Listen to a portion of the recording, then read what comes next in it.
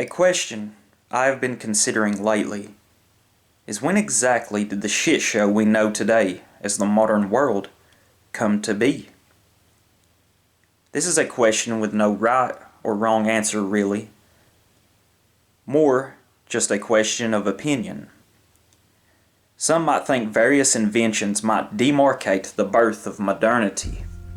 Others, perhaps various historical events. I find myself leaning to the latter of these two groups. From my perspective, the modern world was begotten in 1945. Sure, technology experienced a great leap forward in this year as we released the nuclear genie from its bottle. But my view of the modern world is not so much the technological components and advances, although of course these play a key and often nefandous role. My view tends to focus on the negative.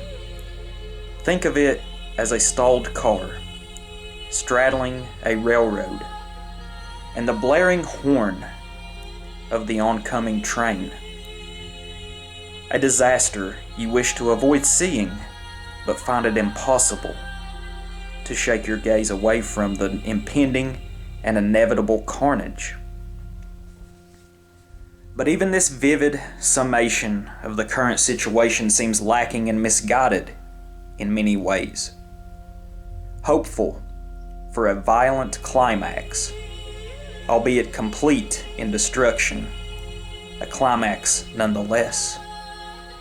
Instead, oftentimes, it feels that instead of things going out with a bang, in a hellish crescendo, instead it will go out with little more than a weak whimper, the anti-climax. In the last 76 years, what we have witnessed is a slow degradation of the human condition. Although immediately following the year of 1945, it appeared the human condition would improve greatly, but this was a mirage. I think Western civilization, any of its redeeming qualities, its traditions, had its last gasp in that fateful year. Personally, I find the term civilization a deceitful term. We are often led to believe civilization is a good thing, but when held under more intense scrutiny and consideration, civilization is a very destructive force. It attempts to shape the beautiful and natural into the hideous and synthetic. If modernity was birthed in 1945, its conception came decades earlier, due to a meeting in Jekyll Island, Georgia, and with Woodrow Wilson signing us all into economic slavery in 1913. This is the economic engine funding modernity as we know it, the endless coffers of cultural decay. In the West, we often hear of the evil Nazis, fascist Italy, and imperialist Japan. But if one takes time, and with more consideration, it's quite easy to see. The Germans only wanted freedom from the looming threat of communism, freedom from the disgusting and decadent capitalism of today, and perhaps most importantly, freedom from the Semitic subversion that permeates every single aspect of society today. But alas, we joined in the slaughter of our Germanic and Italic brethren, destroyed Europe, and set the table for the nihilistic horrors of modernity. It was also the destruction of the old world. The forced industrialization began in the immediate decades leading up to and after 1945. The 1950s, often considered a golden age in America. This is a bit of a misnomer, because gold does not tarnish. And my, how with each following decade, the tarnish has mounted. On the surface, other than the threat of mutually assured destruction, things looked promising. After all, those that serve the powers that be will always be rewarded, but the reward is fleeting and comes with heavy cost. The 60s brought us feminism and the sexual revolution. This induced the destruction of the family unit, with women working menial jobs, lower wages for all, and was a precursor to the latchkey generation I found myself growing up in. It also introduced hedonism at an unparalleled scale. The 70s brought us more of the same: OPEC, more waves of feminism, etc. Also, the further decay of morality and tradition. The 80s brought us consumerism, as we had never seen before.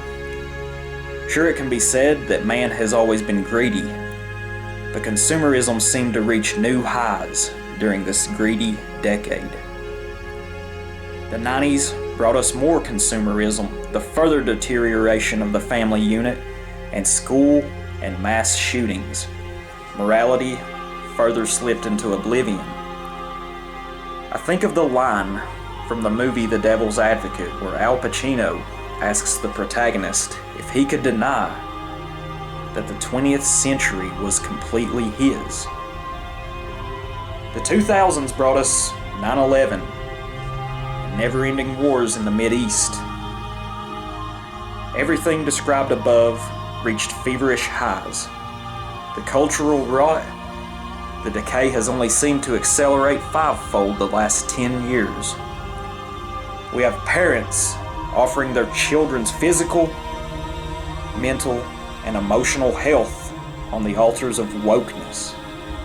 What was once reviled and taboo is now held in the highest of esteem.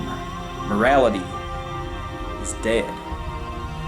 So many of the masses are completely divorced from anything that is healthy, natural, and beautiful.